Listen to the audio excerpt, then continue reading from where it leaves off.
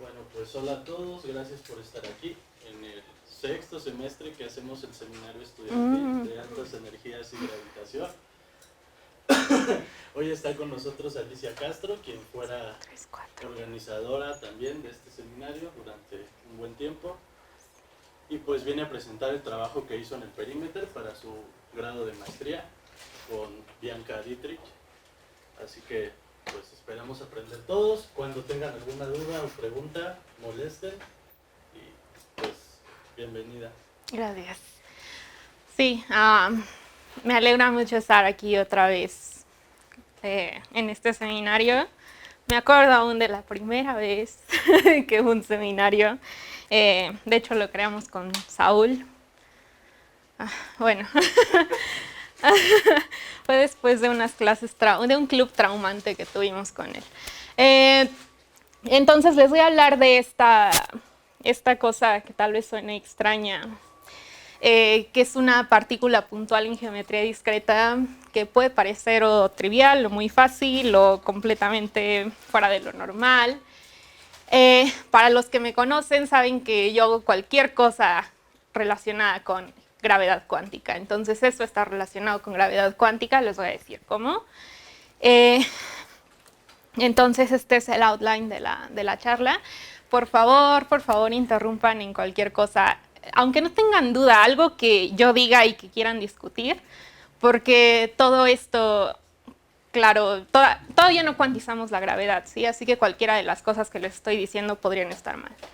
Entonces, primero voy a hablar un poco de qué es gravedad, por qué necesitamos gravedad cuántica, qué es holografía, más allá de ADS-CFT. Y ya después vamos a entrar con el trabajo que hice de estudiar una partícula puntual. Para los que sepan un poco de ADS-CFT, se supone que, bueno, algo que uno tiene que calcular es la función de partición de tu sistema gravitacional. Entonces voy a calcular eso y vamos a ver a qué llegamos. Entonces, por fin hice mi mapa. Para los que ya habían visto alguna de mis charlas, se lo robaba a Tim. Pero al fin tuve que hacer el mío. Entonces, realmente esta solamente es una parte del mapa total de todos los modelos que hay para cuantizar la gravedad. Estos son, creo que, mis favoritos. Pero realmente, o sea, les digo, hay muchísimos modelos, pero ¿por qué es que estamos tan interesados? ¿Qué es GFT? GFT, Group Field Theory. Es como matrix models, luego tensor models, y luego le pones un índice que pertenece a un grupo. Entonces sí, es como fancy matrix models. Entonces, realmente, ¿por qué es que nos quebramos tanto la cabeza buscando un modelo de gravedad cuántica?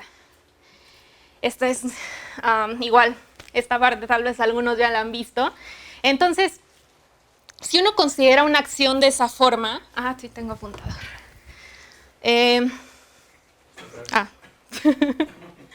Una acción de esa forma, si la ven, es la acción de Einstein-Hilbert en 4 dimensiones. Y aquí nuestra acción de materia, como nos enseñan en QFT. Entonces, la ecuación de movimiento de esta acción, si tomamos la variación igual a 0 y sacamos las ecuaciones de movimiento, resulta que son estas. Son las famosas ecuaciones de Einstein. Pero nos lo podemos tomar a la ligera y resolver esto, o pensar en realmente qué es cada lado de la ecuación. Upsi. Y nos damos cuenta de que de este lado realmente lo que estamos tomando es la variación de la acción de materia con respecto a la geometría. En este caso en particular con respecto a la métrica. Entonces, pero nosotros sabemos que justamente esta acción es algo que cuantizamos, es algo que tiene propiedades cuánticas. Entonces, realmente este T mu nu no es un objeto puramente clásico, es algo que contiene fluctuaciones cuánticas. Si no es que más cosas cuánticas. Y entonces esta es la primera pregunta que encontramos. Luego, también tenemos la pregunta de cómo es que realmente calculamos este T mu nu.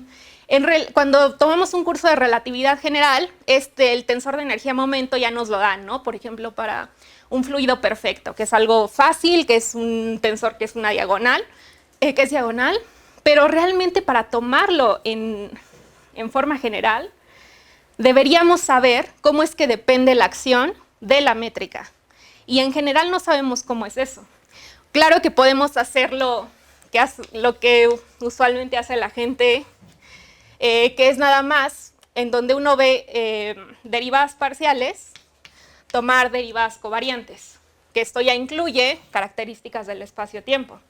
Pero resulta que si hacemos eso e intentamos calcular funciones de correlación, cantidades físicas, en 4 dimensiones, esas cantidades son no renormalizables. Así que tal vez claro, uno podría decir, bueno, entonces la gravedad no es renormalizable y se acabó. O uno podría decir, bueno, tal vez este objeto está mal definido y tal vez deberíamos definir el tensor de energía-momento como otra cosa, o tal vez las variables métricas. La métrica no es la variable buena para describir a la gravedad en gravedad cuántica. Hay otra pregunta. Si la estructura del espacio-tiempo es realmente relevante en la física que conocemos, por ejemplo, en la física del modelo estándar, que está probada en el LHC. Entonces, cuando uno calcula en teoría de campos usual un valor de expectación, por ejemplo, de un conmutador, de un operador F con un operador G, sabemos que una condición que tiene que satisfacer, porque eso es lo que consideramos físico, es que este valor de expectación se anule fuera del cono de luz. O sea, si los soportes de estos dos operadores no están relacionados causalmente. Entonces, incluso en teoría cuántica de campos usual, ya estamos, o sea, la estructura del espacio-tiempo ya es relevante, al menos la estructura causal. Y hay otro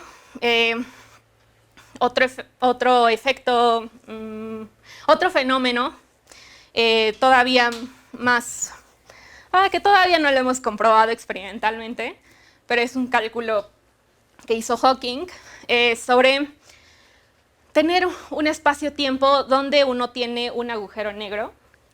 Y entonces sabemos que en teoría cuántica de campos nos interesan las amplitudes nos interesan la teoría de campos aquí en el infinito futuro y en el infinito pasado, porque finalmente calculamos amplitudes de dispersión entre estados asintóticamente pasados y asintóticamente futuros.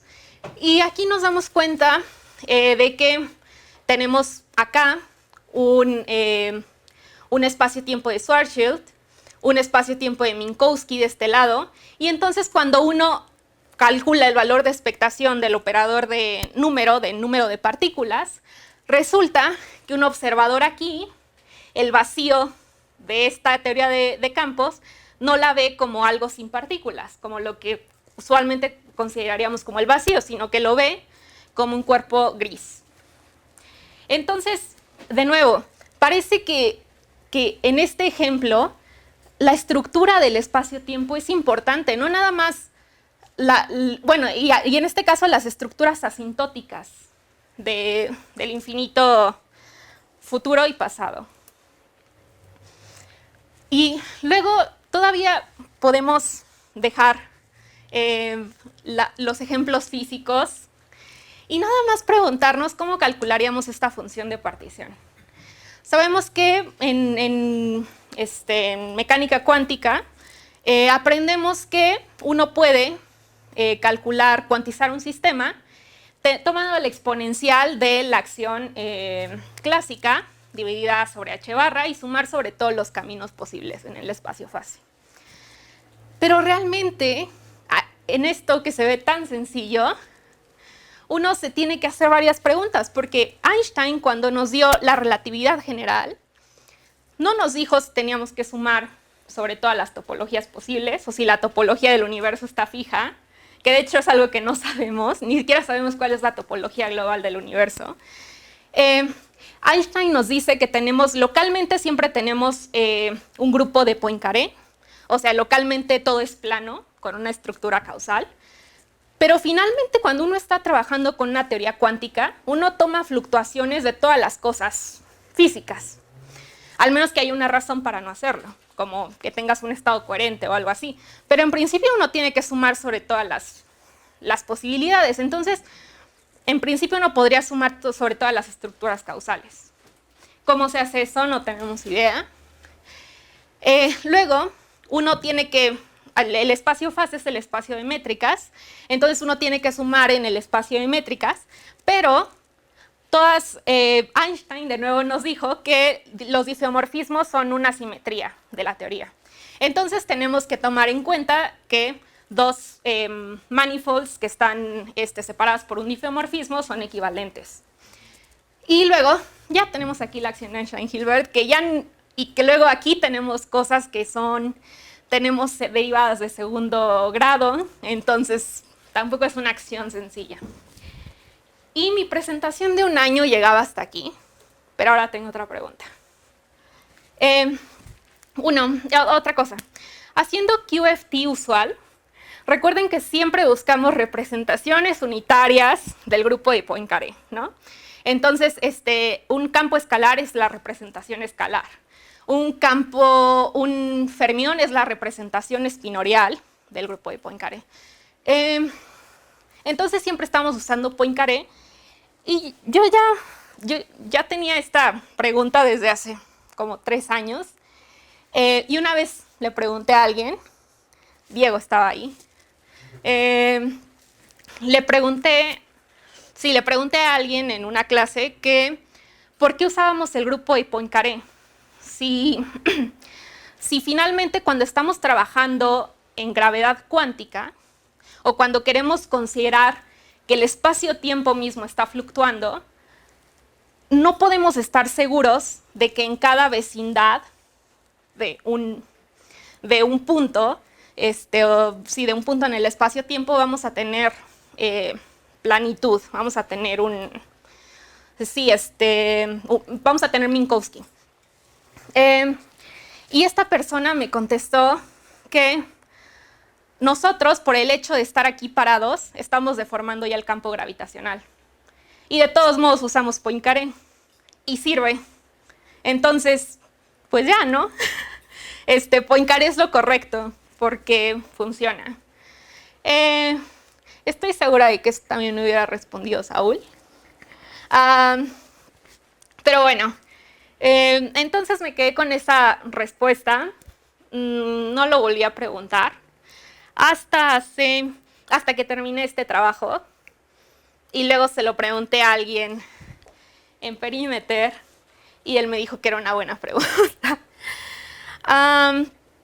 Entonces, de nuevo, ¿no? Si estamos trabajando en gravedad cuántica, ¿cómo sabemos que esa estructura de Poincaré es invariante? Si pensamos en esta idea de que tenemos Poincaré localmente, porque localmente el espacio-tiempo es plano. Entonces, y también tiene que ver con esta idea de que si la estructura causal es algo que se queda fijo cuando estamos considerando una teoría cuántica del espacio-tiempo. Ok, entonces ahora en mi charla les voy a hablar de gravedad en 3 dimensiones, por estas razones. Primero, la gravedad cuántica, la gravedad en 3D no tiene grados de libertad locales. Es una teoría, lo que llamamos una teoría topológica. Ahorita les voy a mostrar bien qué significa eso. Y de hecho, es tan fácil que está este paper que dice 6 maneras de cuantizar gravedad 2+1. Y de hecho, hay otros donde todavía hay más maneras de cuantizar gravedad 2+1. Entonces es un buen modelo de juguete. Y en lo que les decía, ¿no? Sin grados de libertad locales. Entonces, si consideramos la acción de Einstein-Hilbert en 3 dimensiones, en vacío, entonces tenemos este término, que es el término de bulto, el término de frontera, y aquí está la gravedad extrínseca, la curvatura extrínseca, y luego, entonces en vacío, el Ricci, el escalar de Ricci es igual a 0, entonces realmente solamente esta parte de la acción se va a morir y solamente nos quedan grados de libertad en la frontera. Entonces, justamente vamos a tener grados de libertad, no vamos a tener grados de libertad locales, todo está en cómo es asintóticamente la teoría. Y en 4 dimensiones, ¿por qué tenemos grados de libertad locales, no? Bueno, porque en 3 dimensiones el escalar de Ricci igual a 0, dice que el tensor de Ricci es igual a 0 y el tensor de Ricci es proporcional al tensor de Riemann. Y entonces todo se vuelve 0. Pero en 4 dimensiones eso no pasa. El Ricci no es proporcional al Riemann. Y entonces el que el Ricci lo fijes a 0, todavía te deja 2 componentes, ¿no?, del tensor de Riemann. Y ahí es donde están las ondas gravitacionales. Pero en 3 dimensiones no vamos a tener eso. Entonces, como les dije, esta idea de que en el bulto no va a haber grados de libertad, al menos clásicos, y que todo lo que nos va a quedar son grados de libertad en la frontera. Oye, no, pero que tú le pongas ese igual a 0 es a nivel de las soluciones, ¿no? No a nivel de la acción. Exacto. Sí, o sea, Entonces, estoy... dices que no hay. porque estoy hablando, justo estoy diciendo clásicamente, ¿no? Esta es la solución clásica. Claro que si tomo variaciones cuánticas, o sea, lo único que puede pasar es que, bueno, al menos la división en la física que tenemos ahora es que sea clásico o sea cuántico, ¿no? O bueno, que sea otra cosa, pero no sabría cómo llamarlo. Entonces, clásicamente, sí, pues esta es mi solución. Entonces, esta parte de la acción se me va a morir. Pero claro, cuando tome variaciones, fluctuaciones, entonces esto ya no se tiene que morir a fuerzas. Y eso es a lo que le voy a llamar cosas cuánticas, a falta de otro término. Entonces, si esto es a nivel de la parte clásica. Y entonces, aquí nos llega esta intuición de que en algunos sistemas, la física en el bulto es equivalente a la física efectiva en la frontera. Al menos clásicamente. O puede ser la física en la frontera más fluctuaciones. ¿Okay? Entonces esto no es una correspondencia, no es una equivalencia, pero estoy diciendo que eso es lo que nos da la idea de que podemos codificar la física del bulto en física efectiva en la frontera. Esto, lo más famoso que se ha hecho en esta parte de la física es ADS-CFT, que fue lo que empezó Maldacena, pero de hecho también Robert Elk tiene varios papers en esto y en la parte de gravedad cuántica sin cuerdas es más usada esta descripción y de hecho él tiene una forma de cuantizar sistemas haciendo estas cosas. Y bueno, para los que sepan, ¿cómo se llama? Mecánica clásica, pero ya como a la Hamilton. Entonces, recuerden que uno puede evaluar la acción en la solución y entonces, luego cuando uno toma la variación de la acción con respecto al tiempo de tu teoría, esto te da la función de Hamilton-Jacobi y entonces uno puede calcular amplitudes de transición y toda la física está codificada en la función de Hamilton-Jacobi independientemente de todo lo demás. O sea, hablar de una acción y de su parte clásica o de sus condiciones de frontera, sí, más bien es de sus condiciones de frontera, es lo mismo que hablar de una función de Hamilton-Jacobi, va a dar la misma física. Entonces, justamente Robert Elk lo formuló en términos de la función de Hamilton-Jacobi. Pero ¿cómo es que física efectiva en la frontera? En la parte efectiva. Sí, ahorita lo voy a lo voy a decir. Pero sí, pero creo que puedo explicarlo desde aquí un poco. Por ejemplo, aquí, por ejemplo, de nuevo, si estamos considerando vacío, si yo evalúo esto, o sea, la parte clásica de la teoría me va a decir que esto se va a ir a cero, ¿no? Entonces no voy a tener una acción de Einstein-Hilbert en el bulto, pero eso no me dice que las variaciones de la métrica inducida en la frontera se anulen. ¿Estás de acuerdo? Entonces, realmente cuando uno toma la variación para sacar las ecuaciones de movimiento, va a quedar un término de frontera. Y eso te va a hablar de variaciones de las variables métricas en la frontera. Y uno, en principio, puede olvidarse de que estabas trabajando con un sistema gravitacional y que estabas en vacío y que de ahí te salieron estas fluctuaciones. Acuérdate que las fluctuaciones de la métrica se pueden descomponer en tensoriales, vectoriales y escalares, ¿no? Entonces uno en principio podría decir, bueno, voy a ver estas fluctuaciones, ¿cómo las puedo interpretar?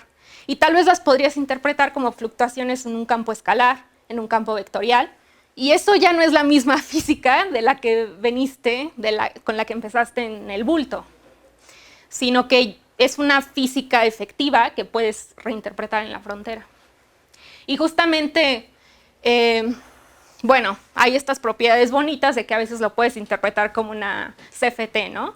Y entonces tienes funciones de correlación que se ven bien. Ok. Entonces a eso me refiero con holografía.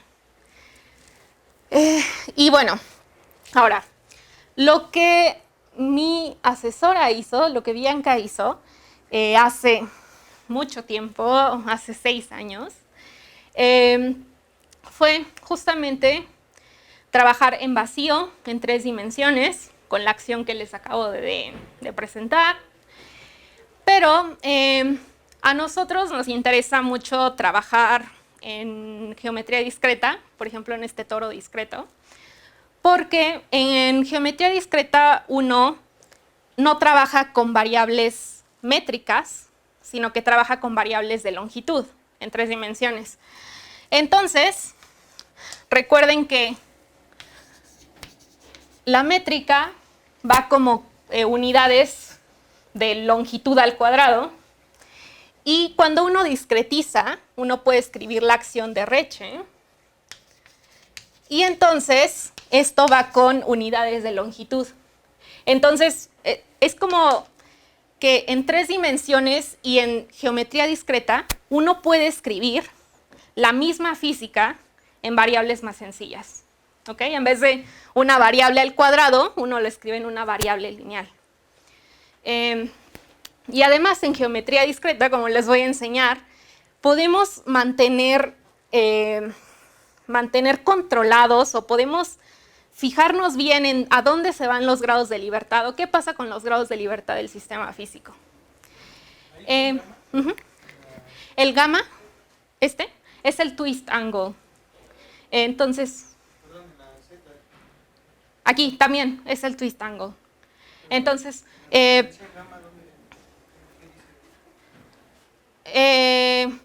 gamma aquí adentro aparece en la Q. No puse creo que la definición está en la siguiente. Ajá, ahí está. Sí, pero el gamma es para los que sepan un poco de ADS-CFT. Entonces, la receta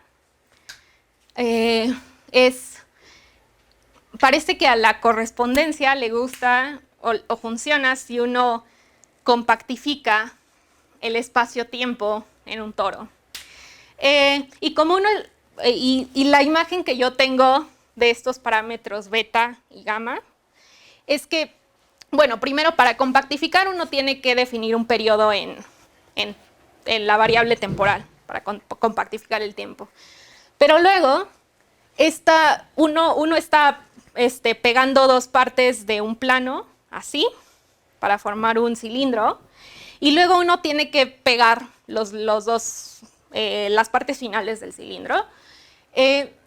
Pero como es una herramienta matemática, entonces uno en principio tendría que sumar sobre todos los twist angles de cuántas maneras puedo pegar estos dos lados del cilindro. Entonces, de ahí aparece ese ángulo, ¿no? Yo puedo rotarlo un ángulo gamma y luego pegarlo de nuevo.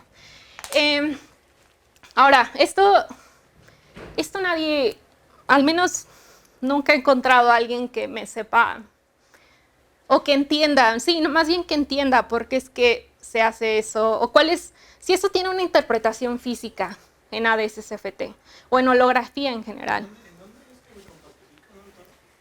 Ajá, cuando estás trabajando con espacio-tiempo plano, no en ADS. No, pero yo lo que no entendí es qué tiene que ver la ecuación de Einstein-Hilbert que escribiste en la ecuación 6 con todo lo demás. Ah, ok, sí. Lo siento, a ver. Así es que tú me preguntaste qué era el twist angle. Ok, a ver, estaba en esto, ¿no? Entonces, lo que hizo Bianca fue trabajar con esta acción en vacío, pero ahora la parte nueva es ponerla en una geometría discreta. Ajá.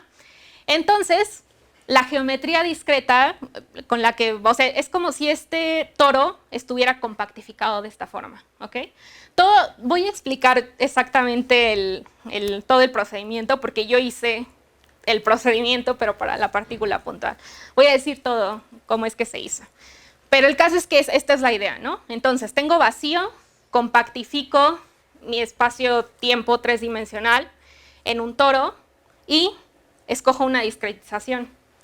Como es una teoría topológica, no tiene grados de libertad locales, entonces uno puede demostrar que es invariante de discretización. Entonces uno puede escoger cualquier discretización del toro que se le antoje. Y entonces uno calcula la función de partición. Ahorita les voy a decir cómo. ¿Ok? El caso es que uno obtiene algo que es de esta forma. Bueno, de hecho, justamente esta cosa. Ahora, ¿por qué es interesante esto? Porque justamente este resultado es algo o sea, está en correspondencia con algo que se llama el carácter de el vacío BMS. Ok, entonces ahora vamos. ¿Por qué es interesante esto?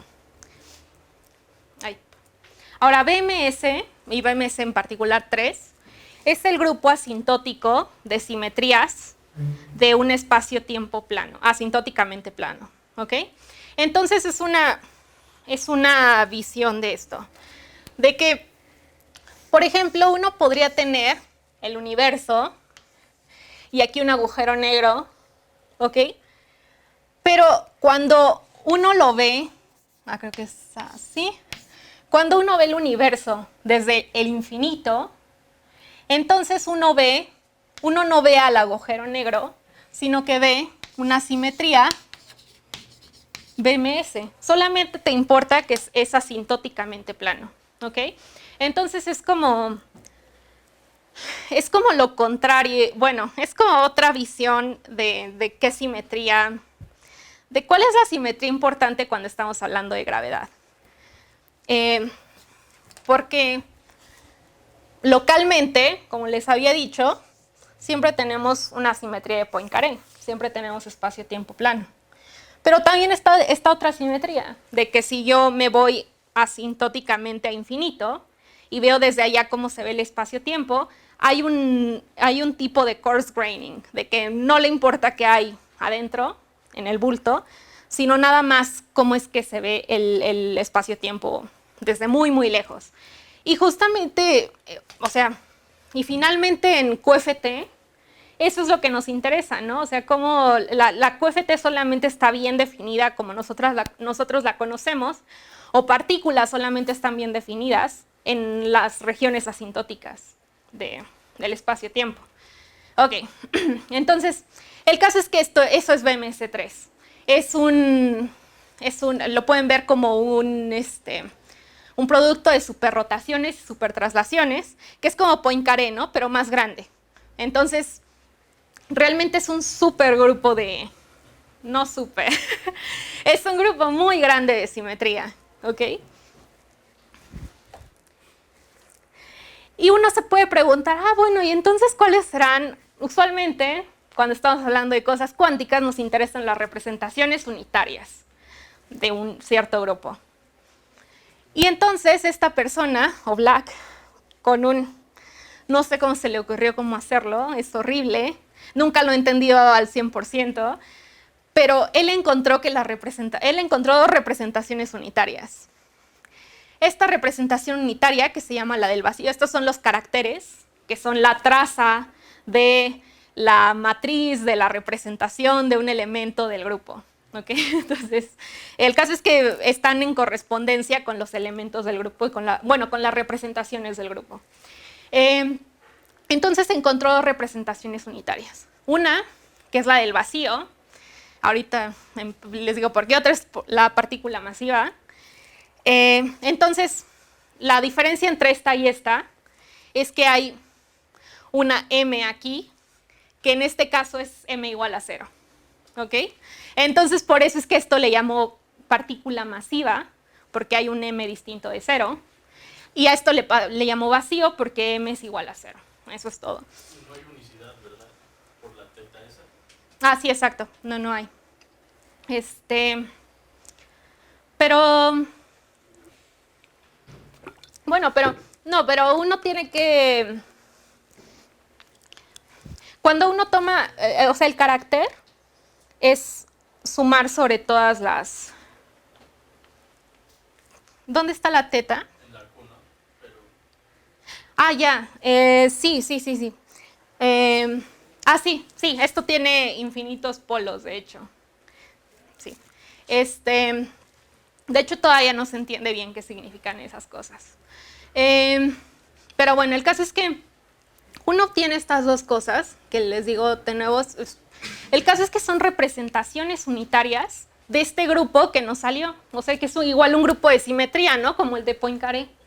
Bueno. Pero yo no entiendo, ahí parece que son números, o sea, como que qué dimensión tiene la representación o qué. Bueno, esta es la dimensión de la representación va a ser... Ah, bueno, estos son grupos no acotados, entonces... Es una representación ¿Pero infinita. qué dimensión tiene? ¿3? Como grupo de Lie o no sé. ¿Cuántos generadores tiene? Pero, ajá, es lo mismo que con Poincaré, ¿no? O sea, el de rotaciones es una parte acotada, una parte compacta, pero el de traslaciones es una parte no por compacta. ejemplo, la representación escalar es números. La representación espinorial son matrices 4x4. Ah, ok, ya. La representación vectorial también. Ya entiendo. Sí, eso todavía no está bien entendido. Okay. No, tal vez se podría deducir de este paper. Él no lo hizo, pero la verdad está más allá de mis conocimientos en matemáticas y representaciones. O sea, no sabemos cómo transforman. Exacto, sí. Y además, sí, igual está raro, no sabría ni siquiera preguntar o poner una ecuación o empezar un cálculo de cómo transforman las cosas, porque es un grupo asintótico, entonces. ¿Y ahí han visto los Casimir? ¿Cómo? Los Casimir. ¿Sí los han calculado? Sí, pero... Sí están calculados. No sé si en este paper o en toda... Porque esta fue una tesis de doctorado. Entonces, sí, pero sí, pero sí calcularon más cosas de este grupo. Y bueno, además les voy a decir más, ¿no? Aquí ven una C. Entonces, eso le llaman dimensión conforme. Y de hecho está relacionada con una... Bueno, uno lo puede relacionar con una teoría, una CFT. Pero bueno, voy a hablar un poco de cómo se hace esto. Pero el caso es que esta persona en su tesis de doctorado encontró estos dos caracteres. Entonces, si se dan cuenta, en el anterior que les mostré, justamente la función de partición que obtuvieron en el caso donde no hay nada adentro en el bulto, es justamente un producto que empieza en k igual a 2, va a infinito y es 1 sobre k a la cubo al cuadrado. Y ahora, justamente el carácter de BMS3 vacío o sin masa tiene esta forma. Es un producto que va desde n igual a 2 hasta infinito de 1 menos cual a n al cuadrado. Este resultado ya se sospechaba, lo calcularon de otra forma en otro paper, en el caso continuo, no en geometría discreta. Entonces esto ya se sabía y lo que Bianca hizo fue corroborar que esto también pasaba en geometría discreta, lo cual es no trivial, porque de geometría discreta, de considerar una geometría hecha por tetraedros y considerar una geometría continua y realizar el mismo cálculo con acciones distintas, acciones en términos de la métrica y acciones en términos de variables de longitud, y obtener el mismo resultado es altamente no trivial. Y entonces, también tenemos esto, ¿no? La partícula masiva. Entonces, la pregunta que abordamos en mi tesis fue si podemos reproducir este carácter. Y además hay algo interesante. Se dan cuenta la diferencia, aparte de poner la masa igual a 0, es que el vacío tiene un modo menos que la partícula masiva. Y de hecho, ¿hace sentido? Pues un grado de libertad más. Pero, ok. sí, pero ok. Pero es que, o sea, la masa, cuando uno está haciendo QFT usual, la masa es un número cuántico que viene de las representaciones unitarias del grupo de Poincaré. Entonces, eso es lo que nosotros vemos como masa, es lo que medimos, por ejemplo, en una vecindad pequeña, ¿no? Entonces, esto realmente es otro concepto de masa. No es la misma, ¿no? Entonces, no sabemos si es lo que nosotros entendemos como masa. De hecho, hay una masa de Bondi, ¿no? Que justamente es una masa asintótica.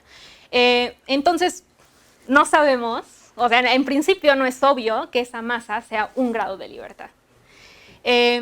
Y justamente cuando uno trabaja en geometría discreta, puede mantener todos los grados de libertad bien controlados y uno se da cuenta de por qué es que hay un modo más. Que es lo más interesante, ¿no? O sea, porque si uno sustituye la masa igual a 0, pues ya se acabó.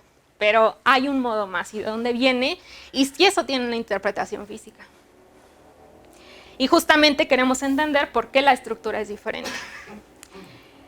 Entonces, una partícula puntual es una pequeña modificación de lo que ya les había enseñado, ¿no? Tenemos la acción de Einstein-Hilbert, que esta es la parte geométrica, y luego tenemos la partícula puntual. Esta es su línea de mundo. Bueno, las X mu representa su línea de mundo. Y tenemos el acoplamiento con la geometría. Y tenemos una M, una masa que justamente es la masa que medimos en relatividad general. Bueno, sí, en relatividad general usual. Pues eso sí es el PMU. Exacto, sí. Y entonces, sí, porque justo viene del X mu.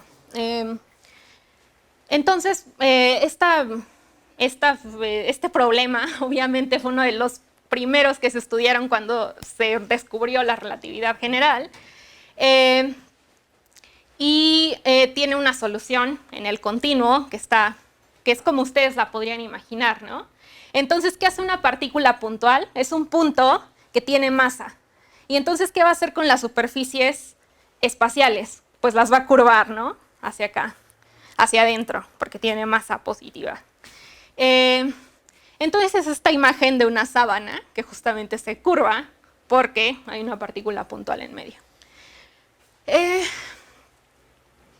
Ok, y bueno, y el caso es que uno puede escribir la métrica de esta cosa de esta forma, y justamente uno se da cuenta de que es un cono, bueno, de que las superficies espaciales son un cono, porque el ángulo teta no va de 0 a 2pi, sino a 0 a 2pi menos algo. ¿Ok? Entonces, en vez de que si uno da una vuelta alrededor de la partícula, regresa al mismo punto, pues con t, bueno, dando vueltas no por 2pi, sino por 2pi menos 8pi gemu. Oye, ¿y eso de dónde sale? ¿Cómo sabes que teta va a estar en... Ah, ok. Porque cuando uno primero, esto tiene una solución de métrica de Schwarzschild, porque es un sistema con simetría de rotaciones, ¿no? Ah, y además estoy trabajando en euclidiana. Entonces, de esto tiene una solución así. Y entonces este factor primero va aquí adelante, como la usual de Schwarzschild. Entonces 1 menos 4gm. Recuerda que es en 3 dimensiones, entonces por eso es que no lleva el r al cuadrado. Esto ya es adimensional. Y entonces uno después puede hacer un difeo y rescalar, bueno, es un difeo súper fácil, rescalar r por esta cantidad.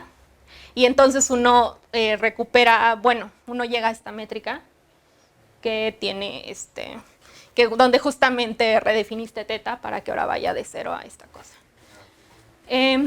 Sí, uno igual, no hay forma estándar de resolverlo. Es como cuando uno resuelve Schwarzschild, ¿no? O sea, realmente uno sabe que tienes un sistema que es invariante ante rotaciones, tiene ciertas condiciones de frontera, y la métrica más general es tal, y luego ves que satisfaga las ecuaciones de Einstein y cuáles son las condiciones. Pero, por ejemplo, okay, si dices que te salió simetría esférica, entonces estás como que despreciando el término que te sale la partícula puntual. O sea, porque si una partícula puntual se va moviendo, pues no, en mi cabeza eso no tiene simetría esférica. Ah, ok, sí, esta partícula se está moviendo en una línea de mundo que va en la dirección temporal, en el centro de un cilindro. Pero eso lo estás imponiendo tú a mano.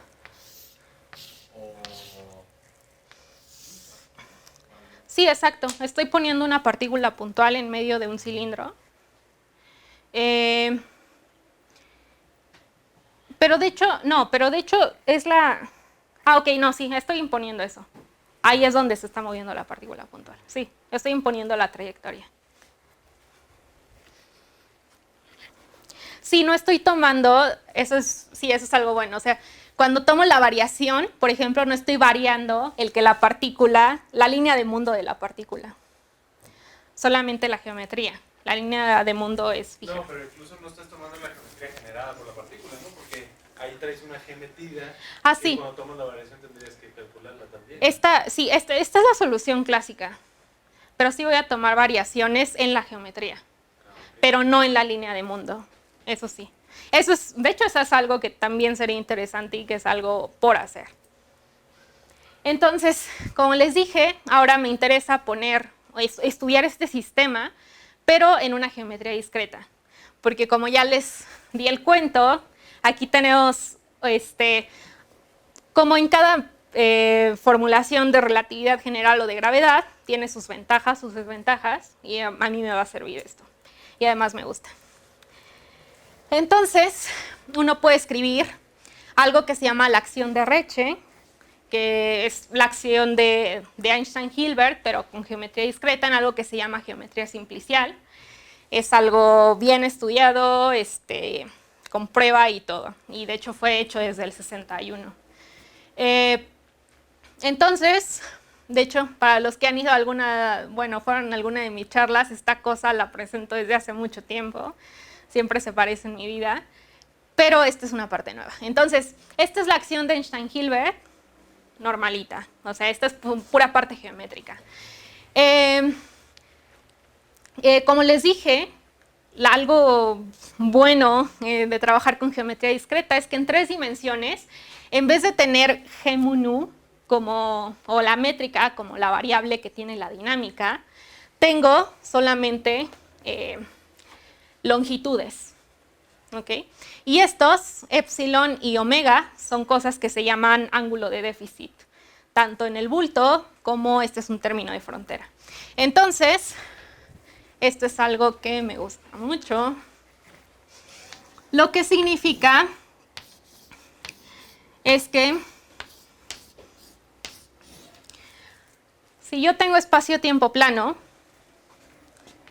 entonces el ángulo de déficit, sí, o sea, yo pongo 6 triángulos equiláteros, entonces siempre poniendo 6 triángulos equiláteros voy a cerrar esta figura geométrica.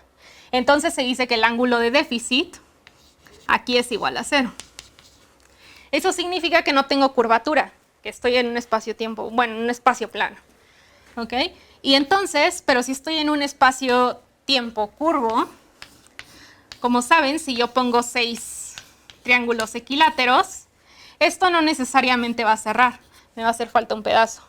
Entonces, aquí el ángulo de déficit sería distinto de 0. Entonces, los ángulos de déficit, en resumen, lo que dicen, de lo que hablan es de curvatura.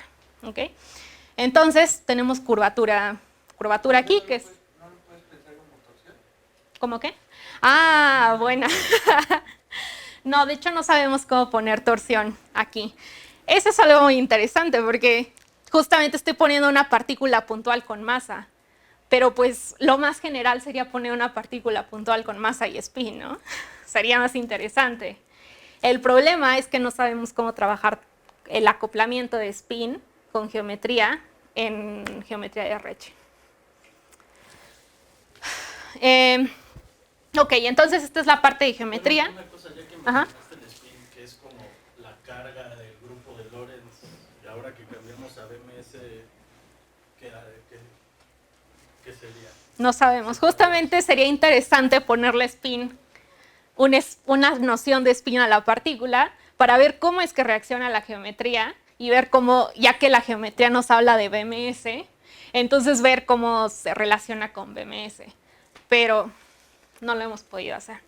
O sea, ¿cabe el grupo de Poincaré en BMS? O sea, es el Poincaré y más cosas. Ajá, exacto. Pero es, o sea, a pesar de que, o sea, los elementos de Poincaré están en BMS, pero, o sea, físicamente es una noción totalmente distinta, porque BMS es una simetría asintótica y Poincaré es bueno, como se usa en QFT, Poincaré es una simetría local. Ok, entonces aquí está la parte de la partícula puntual. Esta cosa la sacamos nosotros. De hecho, este es un resultado nuevo que no sé por qué nadie lo había puesto, porque como se dan cuenta es lo más sencillo del mundo. Pero bueno, ya tenemos la acción de Reche para una partícula puntual que se mueve en una línea de mundo, fija. Entonces uno puede puede sacar las ecuaciones de movimiento. Esas se hacen tomando la variación de la acción. Entonces, ¿cuáles son las variables dinámicas en la acción? Pues estas cosas, las longitudes, los ángulos de déficit, y aquí también tenemos una longitud. Entonces uno puede sacar, imponiendo que la variación de la acción es igual a 0, uno saca las ecuaciones de movimiento. ¿Qué es la E y la WL es Worldline. ¿Ok? Entonces, en la línea, lo que me está diciendo es que en la línea de mundo hay un ángulo de déficit, justamente, ¿no? O sea, porque la partícula se está propagando en el centro del cilindro. Entonces aquí, si yo me muevo 2pi, no voy a llegar al mismo lugar.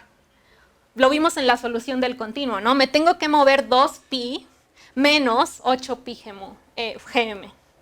Entonces, por eso es que hay un ángulo de déficit aquí. Lo que me está diciendo es que aquí no es plano.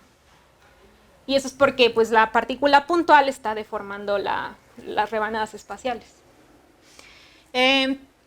Y fuera donde la partícula no se está propagando, tenemos epsilon, el ángulo de déficit igual a 0.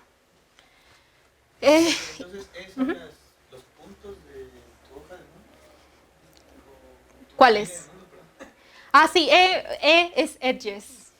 Entonces son los lados estos, ¿no? Sí, edges. Entonces, sí, en cada parte de esta discretización del toro.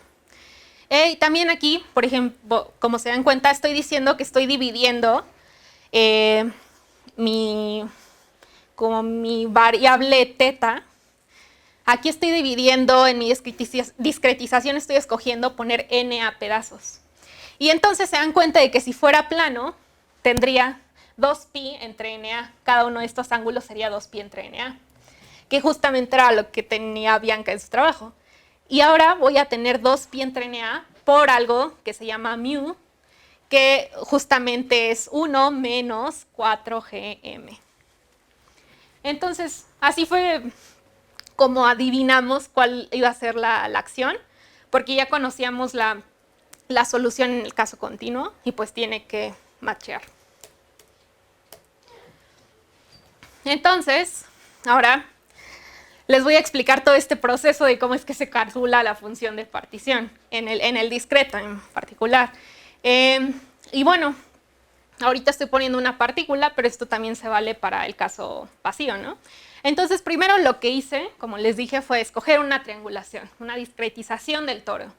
Lo más fácil es hacer una triangulación. Entonces, si tengo un toro, sí, ahí debería decir toro. Entonces, tengo NA pedazos en la dirección angular y tengo NT pedazos en la dirección temporal. Y entonces, cuando tengo un toro, tengo esta periodicidad, entonces saben que es conveniente trabajar con modos de Fourier.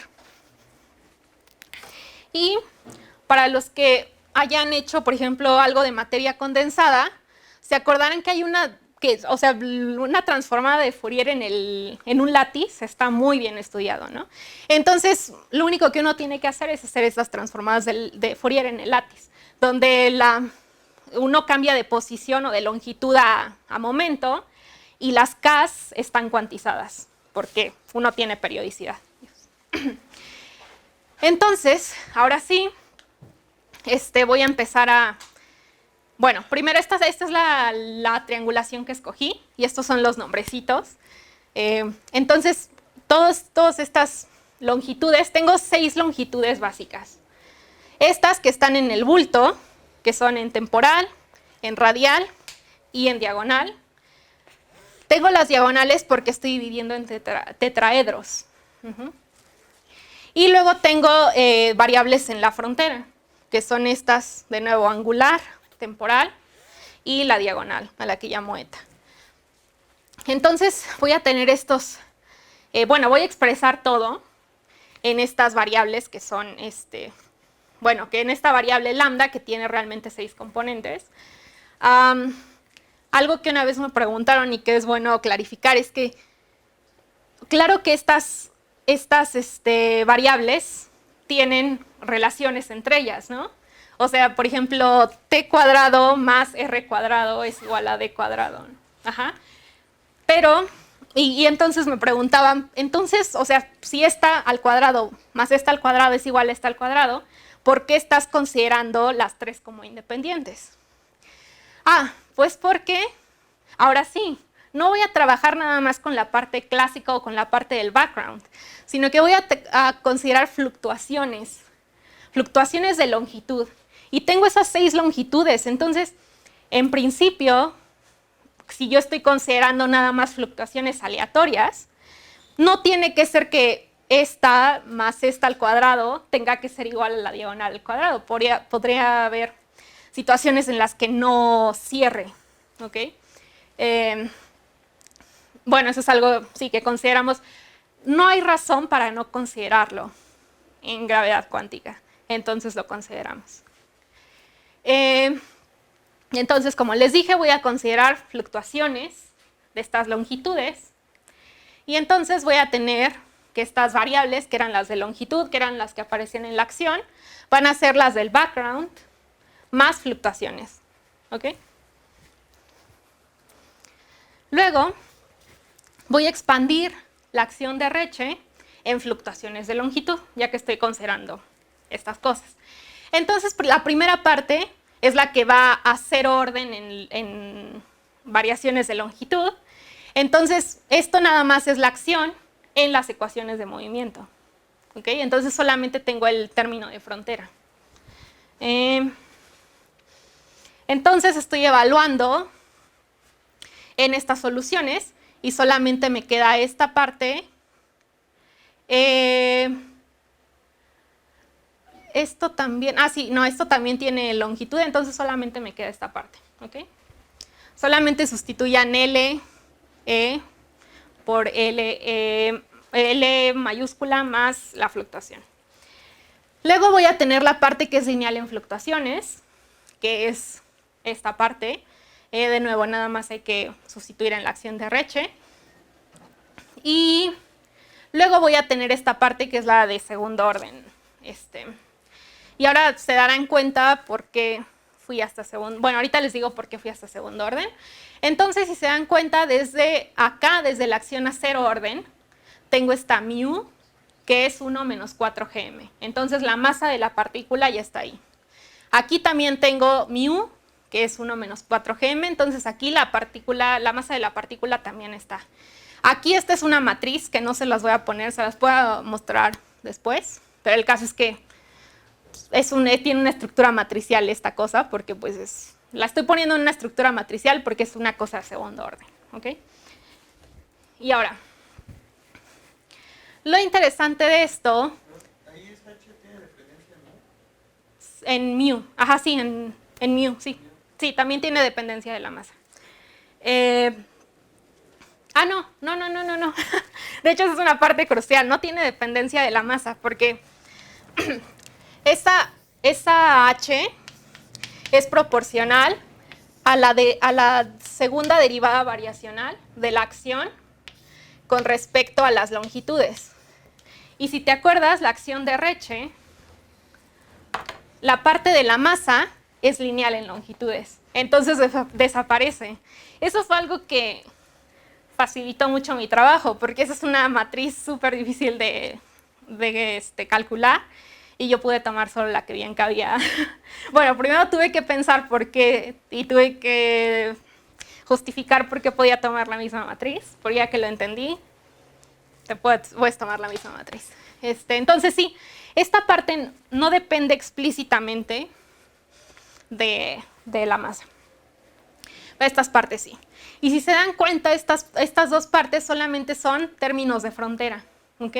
Entonces son solamente el término de frontera evaluado en las fluctuaciones a cero orden y en las fluctuaciones a primer orden, porque recuerden que las ecuaciones de movimiento también fijan que ds es igual a 0. ¿Okay?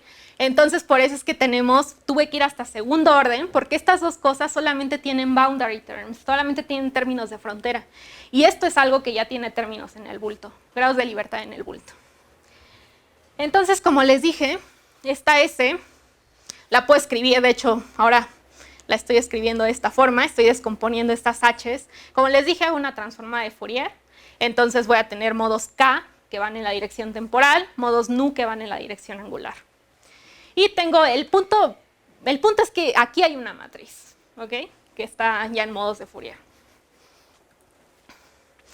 Ahora, la receta no es una receta, o sea, si tengo una acción que la expandí a segundo orden, entonces lo único que significa calcular la función de partición hasta segundo orden, pues es evaluar la función de partición en la solución del background. Y luego lo que quiero hacer es integrar las variables del bulto para encontrar una acción efectiva en la frontera. Porque recuerden que lo que quiero hacer es ver cómo es que la física en el bulto se puede codificar en física en la frontera. Entonces, ¿qué puedo hacer aquí? O sea, aquí tengo que integrar todos los grados de libertad, ¿cierto? Entonces voy a integrar nada más los grados de libertad en el bulto, y lo que me va a quedar va a ser una z que va a depender solo de los modos o de las variables en la frontera, ¿ok? En principio esto no siempre es posible para cualquier teoría, ¿no? Ahorita esto es posible en este modelo, bueno, en este caso, porque estamos trabajando con teorías topológicas. Ok, entonces, si sustituye esta S con esas cosas, entonces sale una S de orden 0.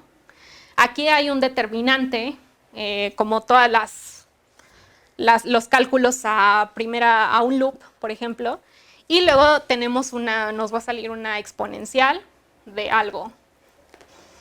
nos va a salir una exponencial, y a lo que está arriba le vamos a llamar una F, que creo que viene de free energy.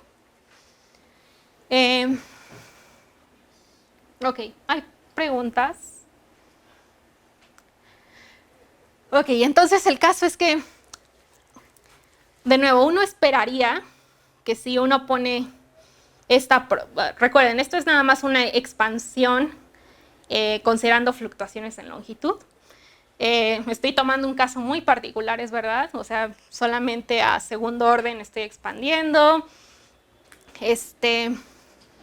Se me ocurrió integrar las variables del bulto para ver si puedo obtener algo que en serio solo dependa de las variables en la frontera.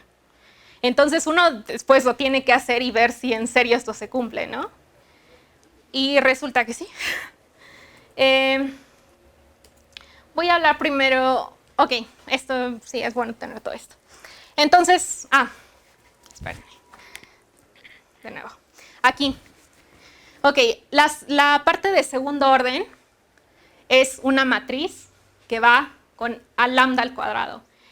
Y luego tengo que, para integrar esto, tengo que exponenciar algo que va como lambda al cuadrado con una matriz. Entonces es una gaussiana, ¿no?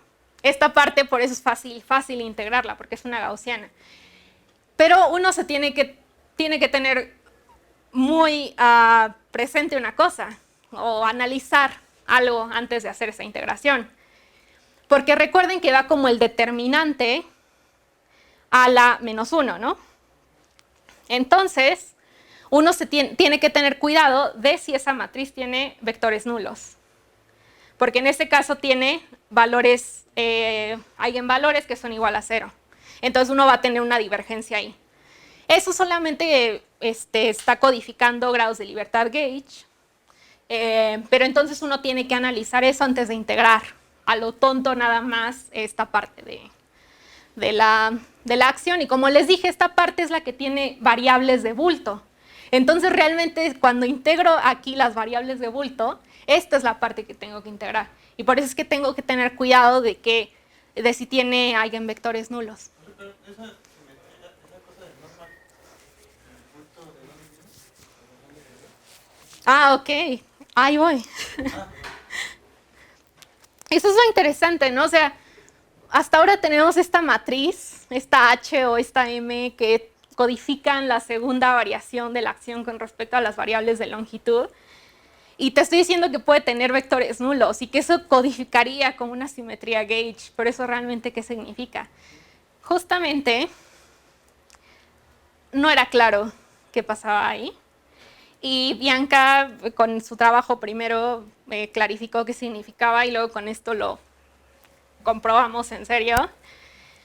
Ok, resulta que recuerden que K es el modo de Fourier en la dirección temporal y nu es en la dirección angular. Entonces resulta que si uno pone K igual a 0 aquí, en la forma de M tilde, eso tiene un vector nulo. O sea, eso corresponde a un vector nulo. Entonces uno tiene que tener cuidado en cómo integra K igual a 0. Y justamente el significado físico es simplemente que tenemos invariancia en la reparametrización de la línea de mundo. No podemos, si la partícula se está propagando justamente en el centro del cilindro, entonces realmente podemos ocupar un parámetro T, un parámetro tau prima en la visión continua de esto. Entonces eso es lo que nos está diciendo, que tenemos una dirección nula, nos está diciendo que tenemos una simetría bajo dífeos.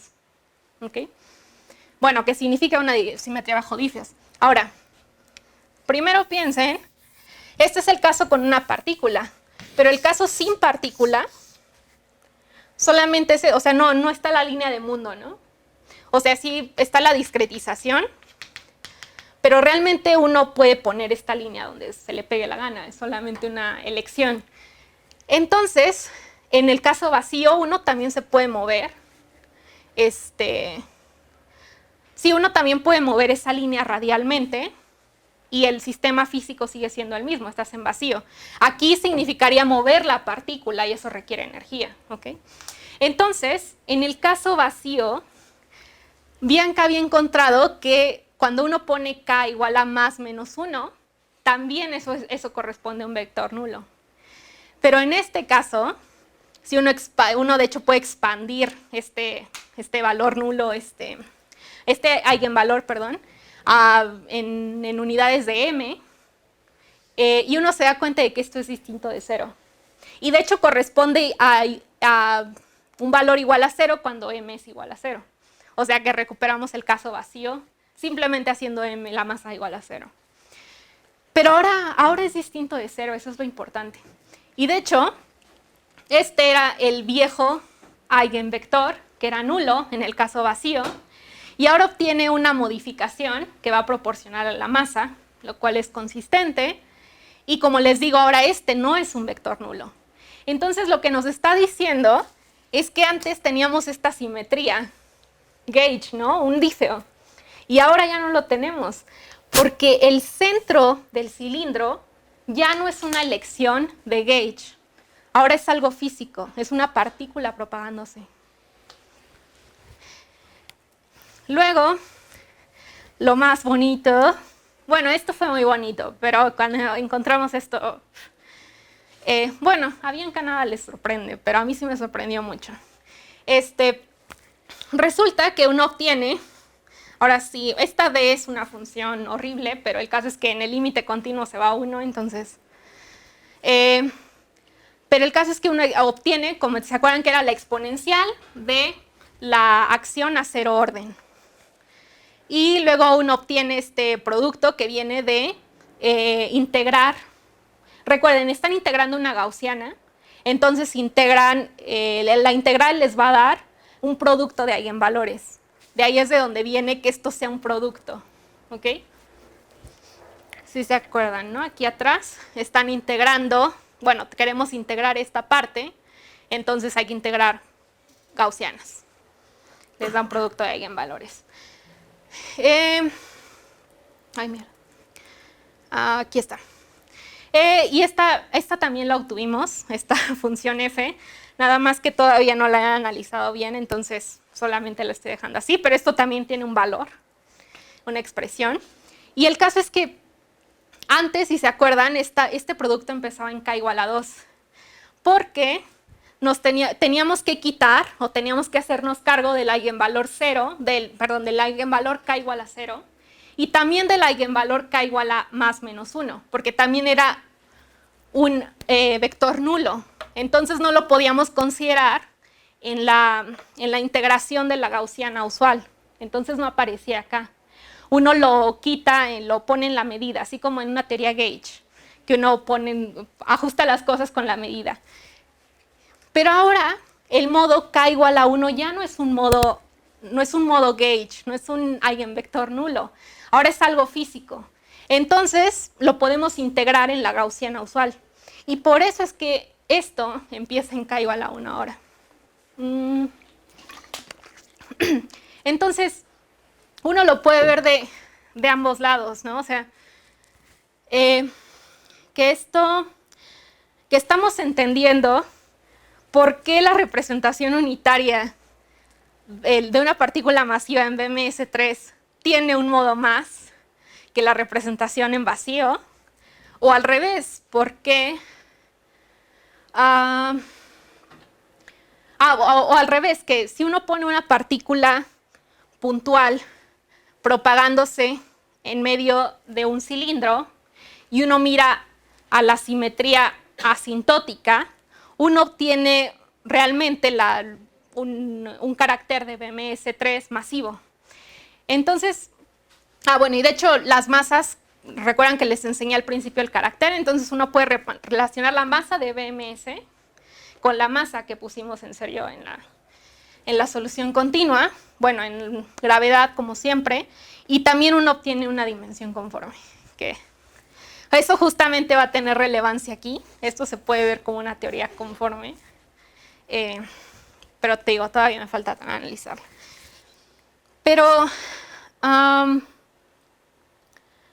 Sí, entonces uno obtiene ahora sí una intuición física de qué es la masa BMS. Al menos en este ejemplo, ¿no? O sea, en este caso facilito, donde uno pone una partícula puntual nada más.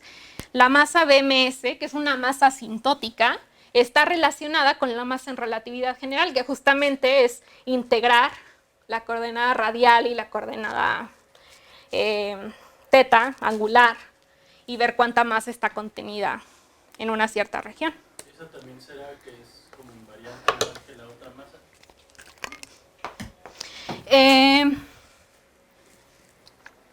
Como así, que viene de Casimir la otra. Sí, esta también viene de Casimir, si no me equivoco, pero de BMS. Entonces debería de ser. Sí, porque no tendría sentido entonces poner un label de M a las representaciones unitarias si no fuera invariante, ¿no? Y bueno, como les dije, entonces esto nada más es como un extra que todavía no está terminado. La F que les puse anteriormente, que solamente que esta F ya solo depende de cosas en la frontera, de grados de libertad en la frontera. Todos los grados en el bulto los integré y me quedó algo solo en la frontera. Entonces ahí tengo igual una parte gaussiana. Recuerden que esto es la parte gaussiana de la acción linearizada segundo orden. Tengo una acción gaussiana que va como unas matrices, de nuevo son matrices, y el caso es que aquí tiene una parte sencillita, pero que tiene dependencia de la masa. Esto significa que la acción en la frontera, la acción de la resultante, la acción efectiva en la frontera, también sabe de la masa. Aquí está en mu. Recuerden, mu es 1 menos 4gm. Entonces, y eso está bien, ¿no? O sea, estoy trabajando con un cilindro, con un radio finito, y entonces si veo desde la geometría desde un radio finito, tiene sentido que todavía sepa de la presencia de la masa. Voy a sentir una fuerza en la dirección radial, por ejemplo. Y luego podemos analizar el límite continuo, que esto es algo altamente no trivial en gravedad cuántica en general. Lo único que estoy haciendo es tomar los lados, las longitudes las estoy tomando a 0. Estoy tomando todos los tamaños de los tetraedros a 0 y estoy pasando a un número infinito de tetraedros para mantener el volumen del universo constante y tomar un límite cada vez más fino. Y resulta, esto es lo único, bueno, lo interesante aquí. Como les dije, la parte gaussiana, la de la acción de estos modos en la frontera, de la teoría efectiva en la frontera, en el discreto saben de la masa. Pero cuando uno va al límite continuo, uno obtiene una acción gaussiana que ya no tiene dependencia en la masa. Desapareció, al menos a orden epsilon cuadrado, que es el primer orden. Entonces aquí, si dan cuenta, ya nada más está la longitud del background, este epsilon que va a 0, pero bueno, es el primero que aparece aquí. Esta necesita definición, pero el caso es que nada de esto depende de la masa. Entonces, pero esta acción empieza en k igual a 1, porque recuerden, la acción en la frontera también tiene el modo k igual a 1, porque no lo integré, es un modo físico ahora. Pero bueno, el caso es que parece que en el discreto, la acción discreta sabe de la masa, pero cuando uno toma este límite continuo, la acción ya no sabe de la masa. Esto es algo que todavía no hemos logrado entender bien. Necesitamos hacer el cálculo directamente en el continuo, que es el siguiente paso. Pero bueno, entonces las conclusiones. Esto fue lo que hicimos, ¿no? Pusimos una masa, una partícula puntual, en el centro propagándose en el centro de un cilindro, bueno, de un toro, y discretizamos el toro para ver, porque las variables son más fáciles, bueno, la acción de Einstein-Hilbert es más fácil, y podemos mantener, podemos ver, mantener control de algunas variables que nos interesan. Entonces, primero tenemos, hay una diferencia entre vacío y partícula puntual, que era algo que ya esperábamos del cálculo de O'Black, de que había un modo extra, pero realmente no sabíamos cuál era el significado de eso, el significado físico. Él, como les dije, su tesis de doctorado es una tesis de teoría de representaciones y de grupos y todo, pero realmente no hay mucha física ahí. Y ahora sí entendimos por qué tiene este modo extra. Es porque estos modos, K más menos 1, eran modos gauge en el caso del vacío, y ahora son modos físicos. Y entonces esto significa que tenemos dífeos rotos en la dirección radial. Eso es todo. Obtuvimos, o sea, también es no trivial que no obtuvimos cualquier cosa, obtuvimos el carácter de una partícula BMS3 masiva. Y de nuevo, esos modos K igual a más menos 1 son cruciales para eso, que de nuevo es dífeos rotos. Y esta interpretación física bonita, ¿no? que el centro del toro ya no es una elección gauge, sino que ahora, sino que la posición es una posición física de la partícula, el centro del toro. Y también, como les dije, la relación entre, uno puede tener una geometría continua y discretizarla. En 3 dimensiones eso es más o menos trivial, pero luego el paso de tener una geometría discreta a tener una geometría continua es altamente no trivial, porque ¿cómo es que uno toma el límite?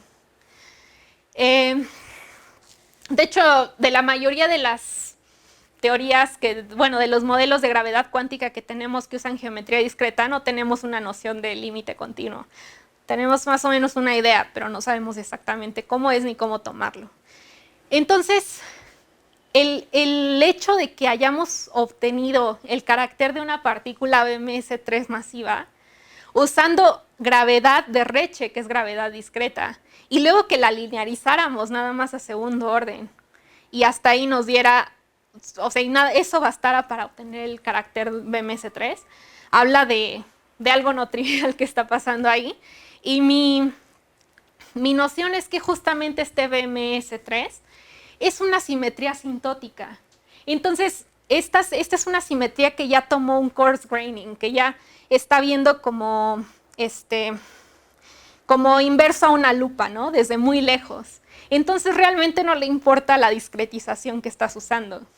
Solamente le importan las características globales. Y por eso es que yo creo que basta tomar gravedad discreta, linearizada, para obtener el carácter completo de BMS3. Entonces, ese es un punto a favor de usar grupos de simetría asintóticos en vez de locales. Porque si uno tiene geometría discreta, esa es mi mayor duda. Si uno tiene geometría discreta, ¿cómo es que defines un grupo de Poincaré en cada punto? O sea, ¿cómo es que vas a puedes poner un campo escalar, por ejemplo, en cada vértice o en cada lado de esta triangulación? Pero, ¿en qué representación la vas a poner? Porque aquí no tenemos realmente simetría local de Poincaré. Entonces, creo que tiene más sentido buscar representaciones de los grupos asintóticos. Y los siguientes pasos. Lo primero que tengo que hacer es calcular la función de partición directamente en el continuo. Entonces, hacerlo en el toro sin discretizar. Eso es difícil porque ya no puedo usar la acción de Reche, sino que tengo que usar la de Einstein-Hilbert normalita. Entonces tengo que, como se hacen ondas gravitacionales, ¿no? Tengo que poner un background para la métrica Y luego las fluctuaciones de la métrica, que se dividen en escalar, vectorial, tensorial, y luego expandir la acción de Einstein-Hilbert en todas esas fluctuaciones. El caso es que justo unos días antes de que terminara mi tesis, Bianca publicó esto, ya lo hicieron en vacío. Entonces ahora mi trabajo es hacerlo con la partícula puntual.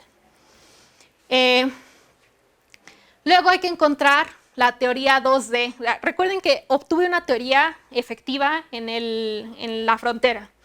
Entonces, en el vacío encontraron una teoría, o sea, que uno puede escribir un lagrangiano que corresponde a una CFT que discretizada en una triangulación justamente da lo que obtuvieron allí. Y hasta donde voy, parece que la teoría es muy parecida. Creo que el término que hay extra no rompe el carácter de CFT. Entonces parece que también había una CFT asociada en esta acción que me resultó de integrar los grados de libertad en el bulto. Otra cosa, que era, de hecho, era lo que al principio queríamos hacer, pero nos dimos cuenta de que la partícula puntual en geometría plana ya era suficientemente complicada, es hacer en un fondo de de Sitter, porque ahí es donde podemos tener agujeros, podemos tener geometrías interesantes en 3 dimensiones, podemos tener agujeros BTZ, y ahí podemos hacer tipo estos cálculos en ADS-CFT. Entonces, comparar termodinámica de agujeros negros. Bueno, analizar termodinámica de agujeros negros. Y claro, esto fue en 3D. El gol siempre es gravedad en 4D. Ya se dieron los primeros pasos, pero tuvieron que considerar que no había ondas gravitacionales, tipo 4D altamente simplificado, y ya ahí es suficientemente complicado. Entonces, pero bueno, hay que intentarlo. Y ya, ahora sí eso es todo. Gracias.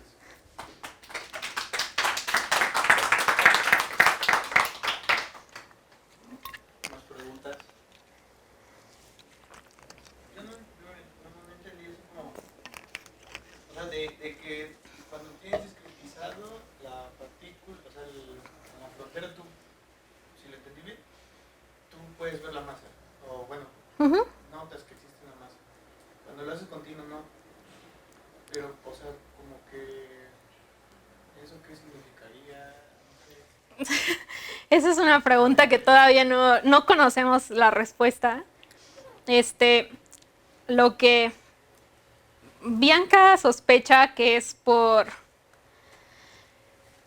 es nada más un artificio de que estamos tomando el límite continuo de esta forma. Pero todavía no sabemos. Tenemos que hacerlo directamente en el continuo. El caso es que sí, o sea, todo es súper extraño porque estos son las longitudes de los lados angulares, entonces como de estas. Entonces uno las lleva a 0, es decir, lo único que estamos haciendo es hacer los tetraedros muy pequeños. Y al mismo tiempo estamos tomando el número de tetraedros a infinito. Pero el caso es que hay una relación entre A, T y NA, que justamente se ve aquí, ¿no? Y resulta que aquí sale la masa. Bueno, esta mu que es 1 menos 4gm. Y resulta que cuando metes esto en esta forma, las mu se cancelan. Entonces, pero aquí hay una cosa, o sea, esta NA solo se tiene que ir a infinito. O sea, a mí me daría igual que se fuera a infinito. O sea, bueno, esta es una idea, ¿no? Si se fuera infinito sin la mu, o sea, la mu es finita. Entonces, si pongo nada más epsilon a la -1, de hecho, podría quitar todo esto. Eso igual se va a infinito. Y entonces esto no se cancelaría. Y la acción en el continuo sí dependería de la masa. Pero hay una relación geométrica que viene de que el coseno de esta cosa entre esta cosa sobre esto es igual a 1 a x o algo así. Entonces, así es como tomamos el límite continuo, porque geométricamente están relacionadas estas 3 cantidades, bueno, estas 4 cantidades. Pero no sabemos. Pero sí, o sea, es algo muy sospechoso. Después no nos preocupamos tanto porque en el vacío, esto empieza en k igual a 2 y aquí está empezando en k igual a 1. Entonces, sí hay una diferencia con relación al vacío. De nuevo, hay una parte extra en la acción a segundo orden. Pero, de todas formas, o sea, esta forma de tomar el límite continuo es algo muy sutil. Y pues es que no hay forma de saber cuál es, al menos hasta ahora, porque en 3 dimensiones G es más a la menos 1. Entonces, mu es 1 menos 4gm. Entonces, esto es un número, ¿no? Entonces, ni siquiera, o sea, da igual si mu está aquí o no, parecería. Entonces, no sabemos. Es algo, una de las sutilezas de tomar el límite continuo cuando uno tiene geometría discreta. ¿Y has leído, bueno, han visto, no sé, si hay conexiones con redes tensoriales de información cuántica? Hasta ahorita, bueno, no, hasta ahorita no se ha desarrollado hasta ese nivel. Lo que sí pasa es que aquí tenemos geometría, perdón, estamos trabajando con la acción de Reche. Entonces, lo que uno puede hacer es cambiar de variables de longitud a variables de spin. Y eso ya se vuelve loop quantum gravity. Entonces, ahí uno tiene estas redes spin networks, estas redes de spin. Y luego uno hace, bueno, alguien hizo un cálculo parecido y llegó a que en la frontera tiene un modelo de Ising, donde justamente estos grados de libertad de spin están... Nunca he hecho el cálculo, pero bueno, llegaron a un modelo de Ising en la frontera. Entonces, sí. Justamente teniendo loop quantum, bueno, spin networks en el bulto, bueno, y también en la frontera, e integrando los grados de libertad del bulto, llegando a una teoría en la frontera, justamente se puede, o sea, llegas a un modelo de spin de Ising. Entonces, parece que, o sea, las indicaciones, las pistas nos dicen que tal vez sí se puede hacer, ¿no? O sea, se puede hacer lo mismo que se hace con ADS-CFT y que ADS no es necesario, o sea, ni cuerdas, ni nada, solamente es algo de teorías topológicas y simetrías asintóticas.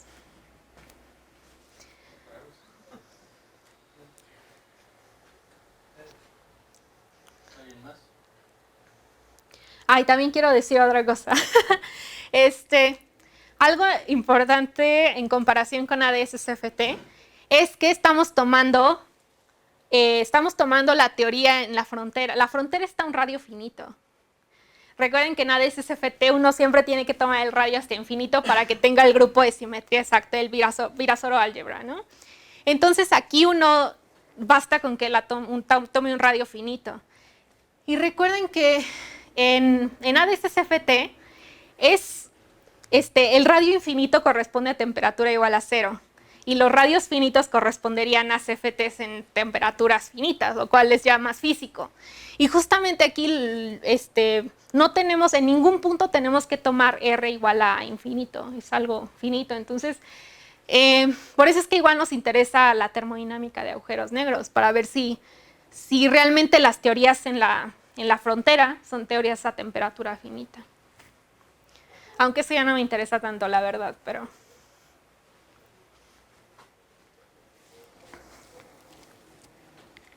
Tú dijiste que discretizaste con triangulitos por tu elección. Si tomaras otra cosa, cuadrados, ¿cambiaría cosas? Sí, no cambiaría porque es una teoría topológica. Entonces, no importa cómo dividas, porque finalmente en una teoría topológica toda la información está codificada, la información física está codificada en propiedades globales, ¿no? No en propiedades locales. Pero sí es muy importante ya cuando uno va al 4D, porque esa ya no es una teoría topológica. Igual, la partícula 3D con partícula puntual es una teoría topológica todavía. Eso es algo que, por eso es que pudimos hacer ocupar una discretización bonita y obtuvimos justo una teoría que se pueden integrar todos los grados de libertad en el bulto y obtener algo en la frontera. Porque esto todavía es una teoría topológica. Pero si uno pone, por ejemplo, si uno pone spin, le pone spin a la partícula, estoy casi segura de que esa ya no va a ser una teoría topológica. Justamente encuentro de cómo quisieras dividir el espacio. Sí, justamente ahí uno se enfrenta a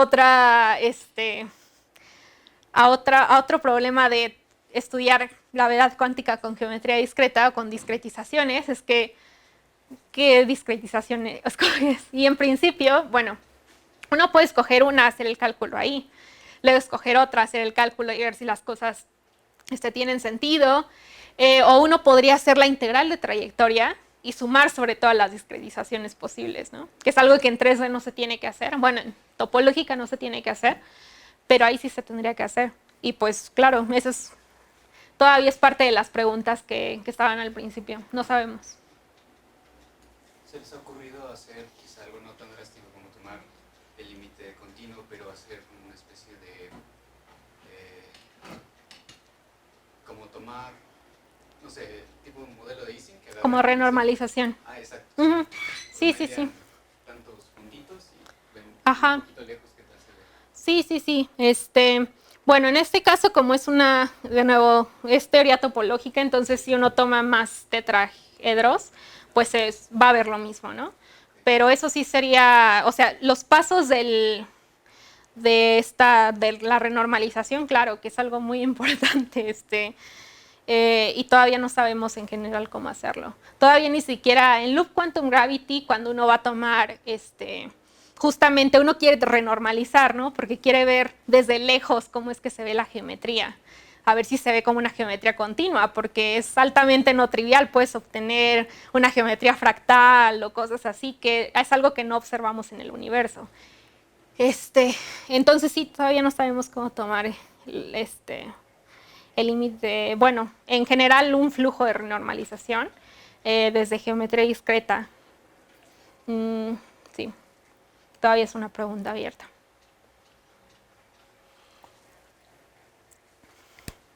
Bueno, pues si no hay más preguntas, gracias de nuevo.